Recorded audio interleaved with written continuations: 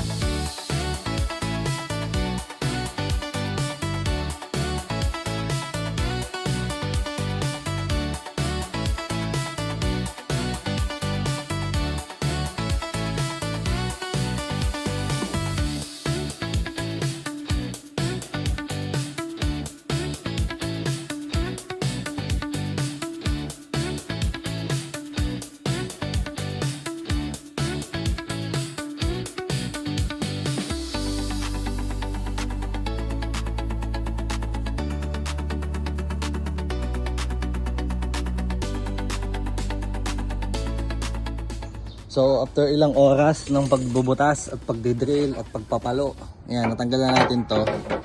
Napaghiwalay na natin siya doon sa frame ng donor natin. Tingin ko medyo okay naman yung nagawa natin dito.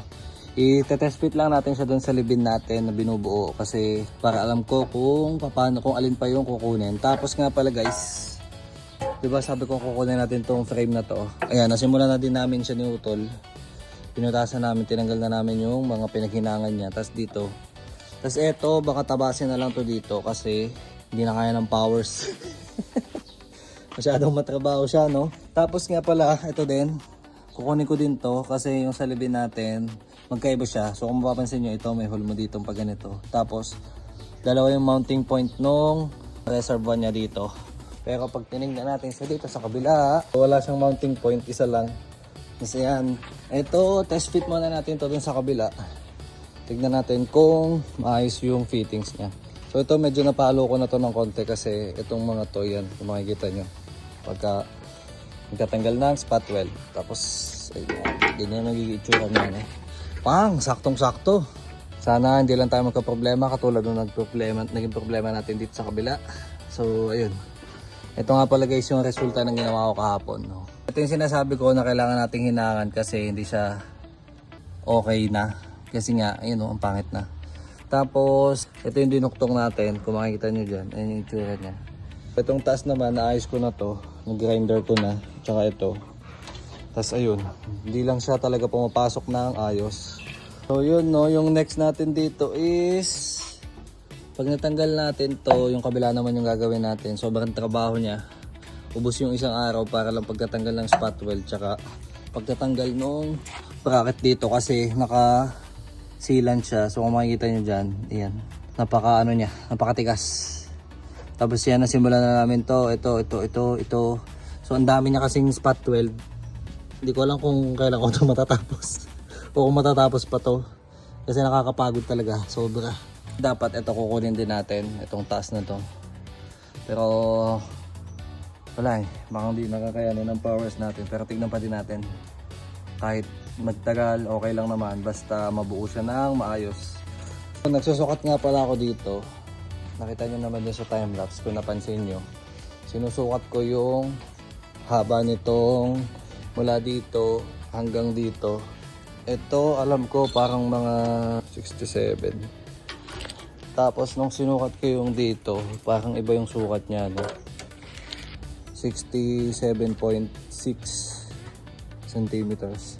Ayun, mali yung pagkakasampa natin kasi di ba pinutol yung dito sa part na to. Feeling ko kulang yung adjustment natin.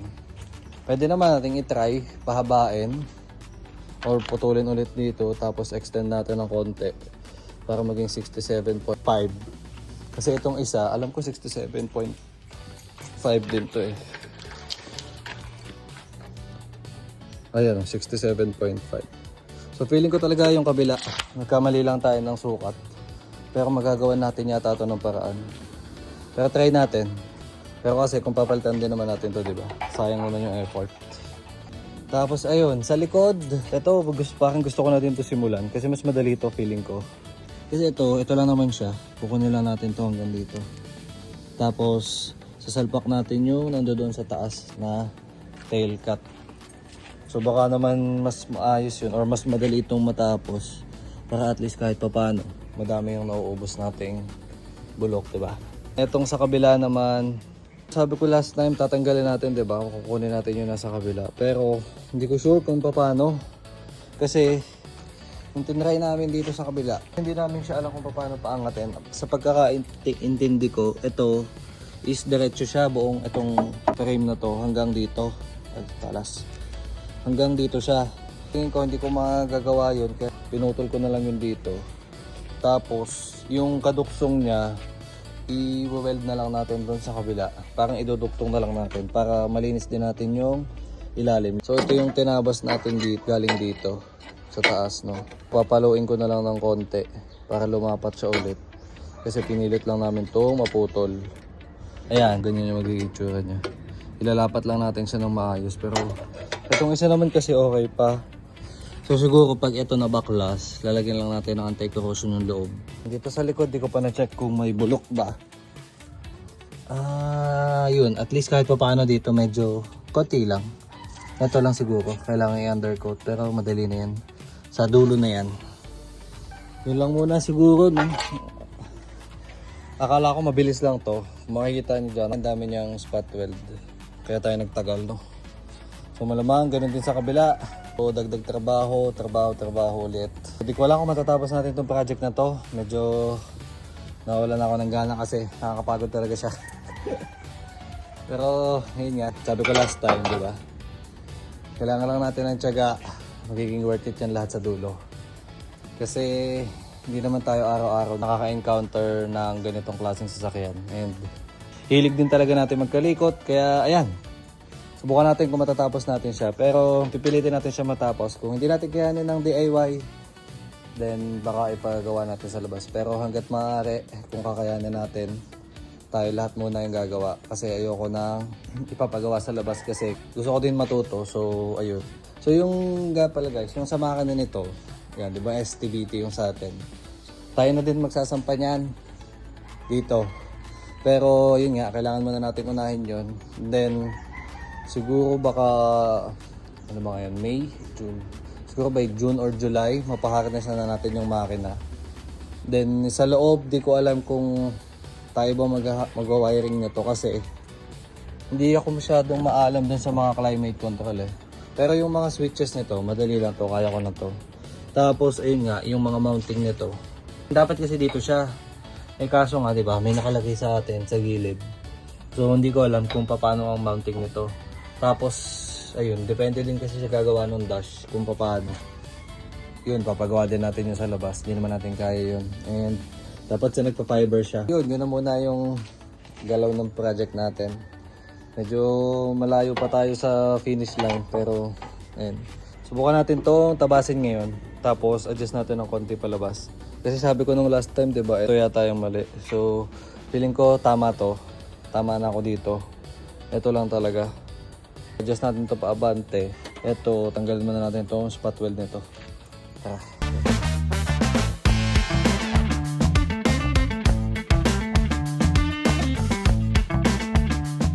Ayan na, natanggal na natin to. Pati yung spot weld natin. Ngayon, dapat ito pag dinuktong ko to 67.7 centimeters mula dito sa dulo, dito sa tip na to hanggang dito sa may duktungan na to. Tapos siguro bibuild upan ko na lang siya ng welding. Tapos testingin ulit natin siya kung lalapat siya ng ayos. Tara, testing ulit.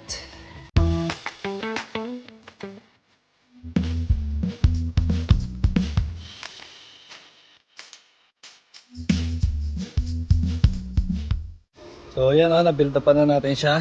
Tapos na-mount na natin siya ng konti. So sinukat ko ulit siya mula dito hanggang dito. Yan, 67.5 na siya. So hopefully ito yung makakapagpalapat sa atin ng ayos. Pero papalitan pa din naman natin to. Tinetesting ko lang kasi gusto ko makita kung diretso nga yung kaha natin.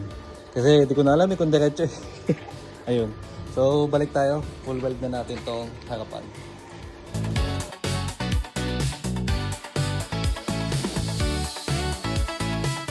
Ano, tapos na natin. Hindi ko na siya pinakasagad kasi nga papalitan din naman natin. Subukan ko lang kung mag-iiba yung fitment nung nose frame natin kapag pinahaba natin to. Kasi ayan, kung makikita nyo dyan, ang laki nung inihaba niya. So kanina nagkadikit lang dyan. Tapos ngayon, haba na. Kung pangit ng weld natin, no? Kasi nagpa-practice pa lang tayo. Try natin i-test fit itong nose frame natin. Tingnan natin kung ano magiging itsura niya after natin ma-adjust yung mounting. Yun no, tapos na natin. So kung makikita nyo ngayon, malaking difference nung compare dun sa last time natin ginawa. Malapat na siya na hindi persado. Ito, dumidikit na siya dito. Tapos ito, dumidikit na. So tama yung hinala natin na mali lang yung sukat natin ng haba nito mula dito hanggang dito.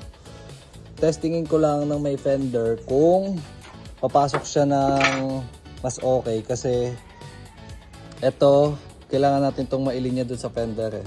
Pero actually dapat kailangan nga nandito rin yung hood. Pero hindi pa natin magagawa yon. So yung sa may fender na lang muna. Madali naman mag-adjust dito kapag naikabit na natin ito. Susukatin lang muna natin yung fender. So yan yung itsura nyo.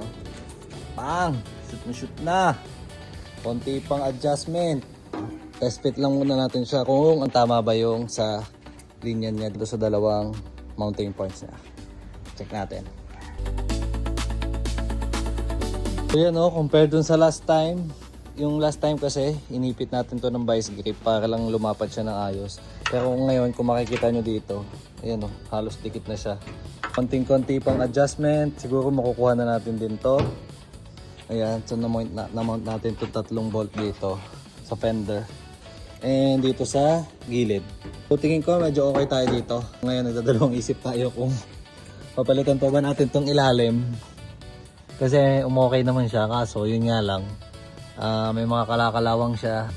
Tingnan natin kung papalitan pa natin, pero ang ganda ng itsura niya ngayon, oh. Yan. May kawang pa siya ditong konti, pero konting masahe lang yan. So konting-konti na lang na adjustment yan. Dito sa kabila. Sa kabila kasi ito, pinalo ko to palabas, kaya nagkaganyan. Hindi ko din sure kung papasok pa yan, pero ayun, tingin ko naman. Itong kabila nga pala guys, baka hindi natin to kunin. Kasi sobrang minor lang naman niya, and feeling ko pag kinuha natin to, mababago lang yung alignment natin dito. Magkakaproblema tayo. Siguro, ano ba magandang gawin dito? Hindi naman to napapalo eh. Siguro papahila ko na lang ng konti, or paluin to konti pababa para lumapat siya. Pero sige, try nga natin paluin. Naging latero na tayo guys, no? Yan, medyo okay na siya. Lubog pa din, pero wala, gano'n na yan. Gano'n na talaga yan. So kung lalagyan ko to ng fender, subukan ulit natin. Kunin ko lang yung fender, tapos salpak natin siya dito. Tingnan natin kung ano itsura niya. Salpak na natin yung fender natin. Medyo looking good yung alignment natin. Yan, lapat siya dyan. Didikit na lang yun dyan, tapos weldingan. Itong kabila ganun din eh. Ayan o, kung makikita nyo. So pag binaba ko tong gitna, mapapansin nyo, lumapat na siya dyan. So tinutuunan ko tong gitna na to. O yan. Maganda, maganda. Maganda ang kinakalabasan ng ating mga pinaggagawa, no?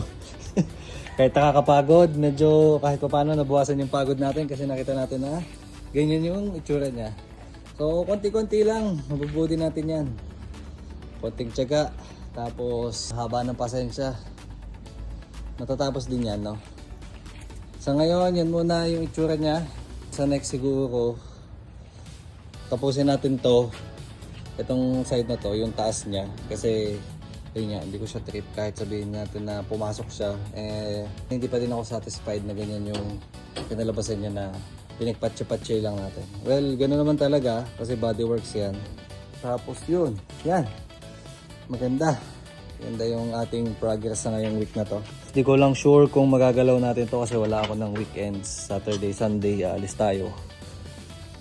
Nga pala, tetestingin din natin yung ilaw kung ano magiging fitment niya, no? Teka, kunin ko lang yung mga ilaw din. Test fit natin. So yun, no? Na-mount na natin yung headlight natin. Pucha, ang ganda. So, mukhang maganda-ganda yung future natin sa kotse natin. Kahit pa paano, no? Maganda yung output natin itong mga nakaraan. Tapos kung makikita nyo yung body lines niyan, yung fender niya, yung fitment ng fender, okay siya. Ito lang yung kailangan nating i-adjust kasi wala nga yung mounting dun sa loob. Kasi dapat may bracket yan. Kaso nga lang wala yung mounting sa loob, so nakabagsak siya. Kailangan din natin yung ayusin. Tapos sa kabila, ganun din. Yun, oh. Shoot na shoot. Hindi lang siya nakasagad doon sa baba kasi may bolt yung ito. Yun. Isa fender. So hindi siya ma-adjust pa. Pero yan, looking good. Sana tuloy-tuloy na to, no? Wala tayong maging problema habang binubuo natin to. So siguro ito muna yung unahin natin. Kasi ito mas madali ito. And dito natin makikita din kung talagang diretso yung kaha natin. Kasi ito, may bangga. Yun, wala. Test fit natin yan lahat bago natin siya ipahinang ng maayos. Siguro try ko din i-mount yung TRD bumper natin kung ano magiging itsura niya. Kasi hindi ko pa ito nakikita ng maayos yung clearances. So, try lang natin. Pinatong natin yung TRD bumper natin. Wala yung kahit anong bolt. And compared doon sa last time, malaki yung pinagkaiba niya. Kung makikita nyo dito, nakasampa siya ng hindi pilit. Tapos shoot din siya dito sa mounting point ng headlight natin. Hindi ko sure kung bakit malaki yung clearance doon. Hindi ko lang din alam kung paano yung gagawin pa dyan. Pero bahala na siguro kapag binadoworks yan ng paint shop. Kasi alam ko bodyworks pa nila yan para sa alignment ng lahat. Pero yan, ganyan yung itsura niya. Damn! Pogi! Ang ganda! Ang ganda! At least malaki yung ano natin, yung naging improvement natin from the last video. Kahit pa paano, medyo nagkaroon tayo ng peace of mind. Kasi hindi ko na alam ang gagawin ko nung last time. Ngayon, nagka-direction ulit tayo. Tuloy lang natin siguro yung bodyworks natin. Kasi kaya pa naman eh. So, konti-konti pa. Hanggang dito na lang muna yung video natin. Peace out. Thank you. Bye-bye.